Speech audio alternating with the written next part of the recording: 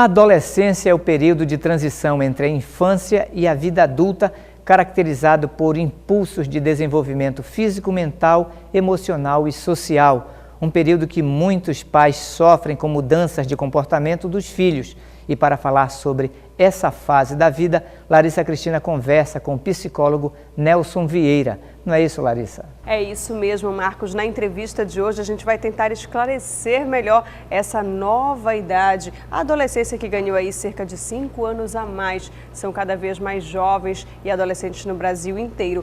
Para essa entrevista de hoje, eu recebo aqui no estúdio o Dr. Nelson Vieira. Ele é psicólogo e vai explicar um pouquinho pra gente sobre isso. Se você tiver alguma dúvida, quiser participar da nossa entrevista, você pode enviar uma mensagem para o nosso WhatsApp. O número é 988023444.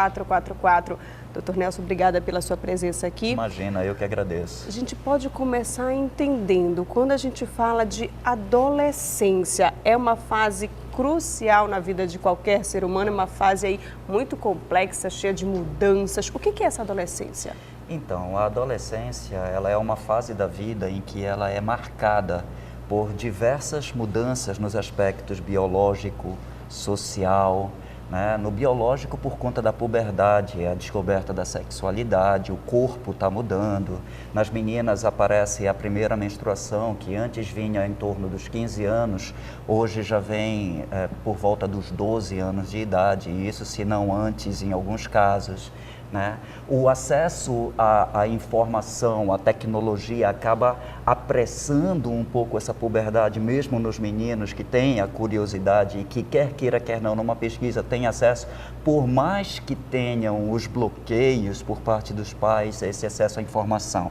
O social, porque existe aí uma ânsia muito grande deles se virem autônomos em relação ao controle e ao comportamento dos pais. No entanto, hoje em dia, eu já não sei, aí é uma coisa para se pensar realmente, que eles estão cada vez menos autônomos, embora seja a ansiedade deles por essa autonomia em relação ao comportamento dos pais. Então, eles acabam se libertando um pouco mais tardiamente em relação a outra geração, né? No caso, as nossas, por exemplo. E são comportamentos, Dr. Nelson, como esse que fizeram, que a gente pode avaliar, que fizeram aumentar tanto a idade da adolescência? Esse estudo que foi feito na França constatou isso?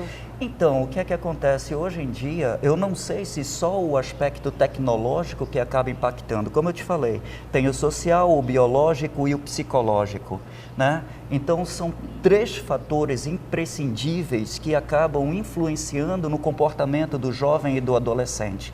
Mas o que é que acontece hoje em dia em relação ao que acontecia anteriormente e por que esses 5 anos a mais? Ora, a gente não sabe exatamente se o mundo se tornou mais violento ou se nós, por termos mais acesso à informação, acabamos vendo mais violência do que se via há algum tempo atrás. E com isso, os pais acabam se tornando super protetores, de levar o filho na escola, buscar o filho na escola, levar o filho para o inglês, trazer o filho do inglês, com medo justamente deles serem vítimas dessa violência desenfreada que muitas vezes se vê por aí, aí entra uma questão de política pública que acaba impactando nesse comportamento social e que não é só isso também, existe aí um fator cultural, porque os pais que cresceram na década de 80 tinham que se virar como dava, com uma escassez de recursos, com escassez de informação, né? Então eles acabavam tendo que trabalhar duro para poder conseguir alguma coisa, porque os pais eram um pouco mais distantes, porque os dois tinham que trabalhar fora, ainda tinha isso. Hoje em dia você trabalha de dentro de casa, acessando o computador. Então os pais estão mais próximos, por sua vez, têm uma relação mais democrática com o filho. Os pais e os filhos compartilham hoje das mesmas músicas, mas o que era para ser bom, de repente, eu não sei até que ponto isso foi tão bom assim, porque essa proximidade, por sua vez, acaba quebrando a questão da hierarquia, do respeito em relação aos pais e da autoridade, por sua vez. Com certeza, isso também está muito em discussão hoje. Agora, doutor Nelson, o estudo ele também aponta alguns fatores biológicos, por exemplo, nas meninas, que a menstruação tem vindo cada vez mais cedo, antes dos 14 anos, e sim aos 12, aos 11 até aos 13 anos. O que a gente atribui também isso? As meninas estão se tornando mulheres cada vez mais cedo, seria isso? Estão, não apenas em relação a esse apelo sexual que é feito hoje pela grande mídia de massa, não apenas a mídia de massa, mas elas, como eu falei anteriormente, por ter acesso à tecnologia, à informação de uma maneira geral que no nosso tempo não tinha. Antigamente se colocava uma televisão na sala, ó, vamos colocar só televisão na sala, que era o momento em que a família se reunia, assistia a TV, até um determinado horário o filho tinha que ir dormir, né? Hoje a programação ela está cada vez mais tarde, reparou? Então o que é que acontece com isso? E outra, se você diz, olha, não tem a TV hoje, coloca as crianças no quarto, ela consegue assistir tudo o que ela veria na TV, ela consegue assistir do smartphone dela. Então não tem para onde correr. As crianças elas têm acesso à informação e isso acaba acelerando a questão da puberdade, né? A menarca ela aparece um pouco mais cedo também, principalmente por conta do aumento de peso corporal, sabe? E esse peso corporal, por sua vez, se dá por conta de uma condição melhor que a gente tem de alimentação e de saúde do que se tinha há alguns anos atrás. Então são fatores biológicos e, como você pode ver mesmo, o social influenciando no aparecimento da menarca, ou seja, a criança, a menina, ela já começa a menstruar um pouco mais cedo também por conta desses estímulos. Nós percebemos aí a complexidade de se falar de adolescente no mundo de hoje. E o que a gente pode notar, principalmente para quem tem criança em casa, a criança de hoje é o adolescente de amanhã. Ou seja, como os pais podem tratar bem, educar bem seus filhos para poder enfrentar essa fase que vem pela frente e agora que é cada vez mais tardia, né? Demora cada vez mais, na verdade. Muito boa a sua pergunta e muito providencial. Por quê? Porque nós pais, muitas vezes, acabamos retardando o amadurecimento dos filhos por um motivo muito importante, que é a superproteção, como eu já te disse, e muitas vezes a gente não dá para a criança só o necessário, a gente dá o que a criança quer, e isso é um erro crucial. Ou seja, tudo que a criança vê, ela quer, o pai vai lá e dá. Aí o que é que acontece com isso? A criança ela não tem a experiência que deveria ter, segundo grandes estudiosos na área da educação, a experiência da frustração, que é muito importante para o amadurecimento dessa criança. Como ela não tem o acesso, como ela não tem a experiência da frustração, porque tudo que ela quer papai dá, tem a questão do conforto, tem a questão da superproteção. Outra, é importante você dar carinho para a criança, carinho, amor, respeito, atenção, é muito importante. Mas não pode perder de vista a questão da disciplina, que muitas vezes acaba sendo relegada.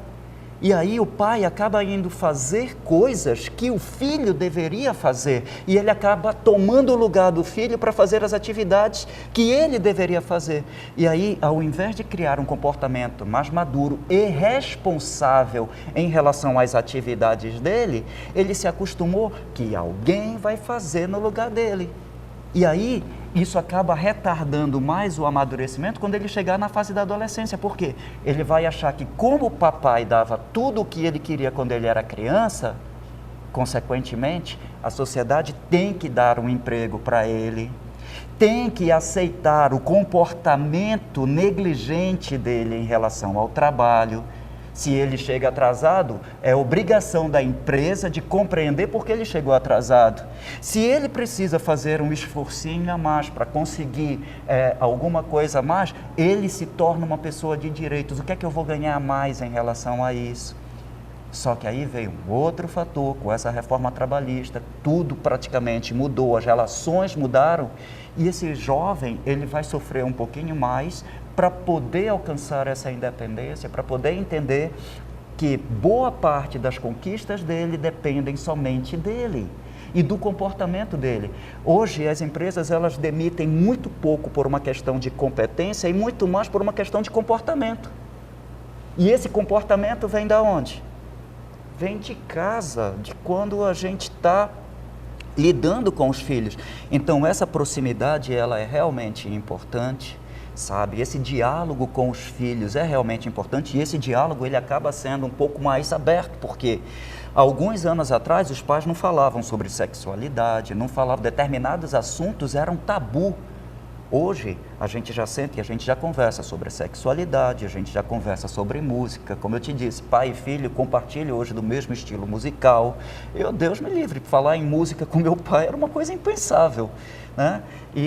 Só que o que é que acontece com isso? Existem limites que precisam estar bem claros na relação, que é a questão da hierarquia, porque senão teu filho vai acabar te tratando como se fosse o coleguinha da escola. Ele vai acabar te tratando e discutindo contigo como se você fosse alguém, assim, sem dar a menor importância para a questão do teu grau hierárquico. Então, é importante estabelecer os limites, mesmo nessa proximidade com o filho, para que ele entenda que você é a autoridade. E isso só vai ser possível se forem estabelecidos limites claros e se você conseguir dosar amor, atenção, carinho, com uma boa dose de disciplina. Aí a criança vai crescer entendendo um pouco, entendendo bem essa relação. Com certeza, a educação é sempre a base de tudo, de qualquer relação humana. A gente agradece a sua presença aqui, doutor Nelson. Espero que a gente possa continuar falando. A gente sabe que é um tema complexo, que exige muito e que vale super a pena para todos os pais. Mais uma vez, o nosso muito obrigado.